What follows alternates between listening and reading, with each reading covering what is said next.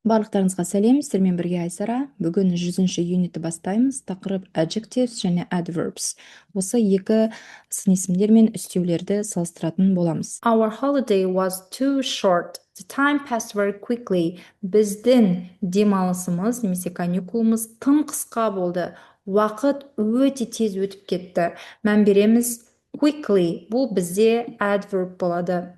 Яғни қазақшасын айтқан кезде үстеу. Үстеу дегеніміз қалай деген сұраққа жауап береді. Қалай. Яғни уақыт қалай өтіп кетті? Өте тез өтіп кетті. Quickly. Немесе two people were seriously injured in the accident. Екі адам авария кезінде өте серьезно дейміз, ауырша айтқанда, қазақша айтқан кезде өте ауыр түрде жарақаттанды. Қалай жарақаттанды? Seriously, серьезно, ауыр түрде жарақаттанды. Міне, бұл да бізде үстеу болады. Және де байқағандарымыздай, көп осы adverbтер, барлығы емес әрине, көбінде бізге ly деген жалғау жалғанады. Мысалы, quick болса, бұл түбірі quick, бұл сын есім, тез. Adverb болғанда quickly, тез түрде. Қалай? Quick, қандай? Тез. Adverb, қалай? Тез түрде. Serious, серьезный, да? Қандай? Серьезно, қалай, seriously, carefully, яғни сақ, абай түрде, абай, сақ, қандай, абай адам, сақ адам, немесе сақ түрде, қалай.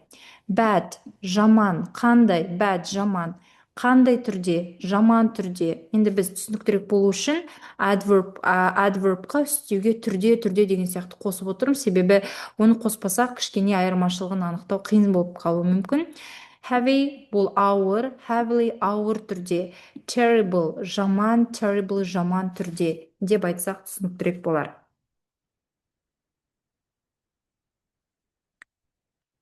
I'm doing great, thank you, Nurayka. How about you? Окей.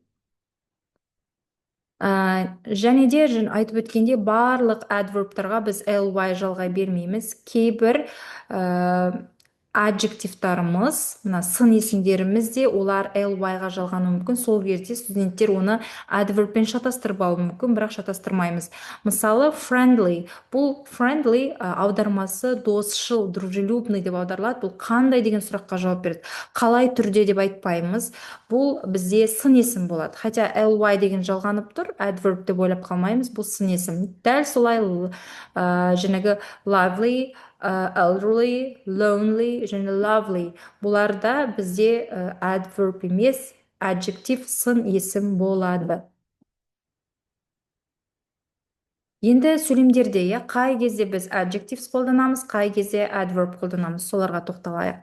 Бірінші енді түсінікті, adjectives бұлар бізге зат есімге қатысты қолданылады. Зат есімнің қандай екенін сипаттайды, және оны біз зат есімнің алдында қолданамыз.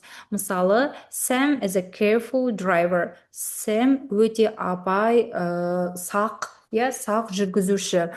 Сэм қандай жүргізуші? Сақ жүргізуші, то есть осторожный, да? Міне осы кезде біз carefully дейміз. Carefully деп айтпаймыз. Сұрақ қандай? We didn't go out because of the heavy rain. Біз сыртқа шықпадық, себебі не болды? Ауыр, және өте үлкен нөсерлі жаңбыр болды. Қандай жаңбыр болды? Нөсерлі ауыр жаңбыр болды, міне heavy. Енді тура осы сөйлемдерді adverbпен салыстырайық. Adverbs бұлар бізде зат есім емес, етістікті сипаттайды, қимыл іс-әрекетті сипаттайды. Міне негізгі айырмашылық осында. Біреудің бір нәрсені қалай істегеннің, қандай жағдайда істелінген туралы сипат береді. Мысалы, Sam drove carefully along the narrow road. Sam өте тар көшенің бойымен сақ түрде жүрді, не drove жүрді, айдады, немесе қалай айдады ол көлікті? Carefully, сақ түрде айдады, немесе we didn't go out because it was raining heavily. Біз сыртқа шықпадық, себебі жаңбыр ауыр түрде жауып тұрды, нөсерлі түрде жауып тұрды.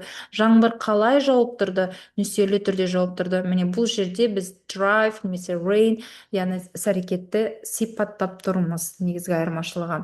Тағы да бір-екі мысалға келтірейік. Міне мына жерде орналасу реттілігіне байланысты. She speaks perfect English. ол ағылшынша ол керемет ағылшынша сөйлейді, иә. Яғни бұл жерде she speaks perfect English, бұл Englishті сипаттап тұр. Қандай English? Perfect English, ол идеальный английский сөйлейді, де, идеальный английский. Ал мұнда she speaks English perfectly, ол ағылшынша идеально сөйлейді, мінсіз сөйлейді. Бұл жерде мінсіз ағылшын, бұл мінсіз түрде ағылшынша сөйлейді. Бұл жерде екеуінің айырмашылығы міне осы мысалда көрініп тұр деп ойлаймын. Сондай-ақ біз adjectives, яғни сын есімдерді қолданамыз. Кейбір етістіктерден кейін бұлар әсіресе бізде мына to be етістігіне қатысты be етістігінен кейін, және де мына look, feel, sound, иә, осы етістіктерден кейін міндетті түрде етістік екен, значит міндетті түрде adverb істеу болу деген шарт емес, сын есімдерде кездеседі осындай жағдайларда. Мысалы, please be quiet, өтінемін, тыныш болшы. Қандай болшы? Тыныш болшы деп айтылады, иә. Немесе please speak quietly, бұл өтінемін, тыныш сөйлеші. Мына жерде speak сөйлеу тұр, сәйкесінше біз қалай түрде сөйлеші, ақырын түрде, тыныш түрде сөйлеші. Бұл жерде adverb қолданып тұрмыз. Мұнда be болғандықтан quiet. Немесе my exam results were really bad. Менің емтихан результаттарым шынымен де өте жаман болды. Қандай болды? Жаман болды. Немесе I did really badly in the exam. Мен емтиханды өте жаман түрде жасадым. Қалай жасадым? Жаман жасадым. Немесе why do you always look so serious? Сен неге үнемі осындай серьезный болып көрініп жүресің, иә? Қандайсың сен? Серьезнойсың, да? So serious. Өйткені look тұр. Why do you have never take me seriously? Сен неге үнемі мені серьезно қабылдамайсың? Яғни бұл жерде қалай қабылдамайсың? Серьезно қабылдамайсың. Так, серьезно дегеннің қазақшасы тілімнің ұшында тұр, есіме түспей тұр. Білсеңіздер комментарийға жазып өтіңіздер. Серьезно дегенде серьезный, серьезно, байсалды, байыпты түрде, байсалды түрде, иә, наверное, байсалды, байыпты, басқа сөздер есіме түспей тұр. Яғни сен неге үнемі өте байыпты, иә, көрінесің? Қандай көрінесің? Қандай болып көрінесің? Байыпты болып көрінесің. Ал мұнда сен неге үнемі why do you take me seriously? Неге мен үнемі ешқашан байсалды түрде қабылдамайсың, байыпты ретінде қабылдамайсың? Қалай қабылдамайсың, иә? I feel happy. Мен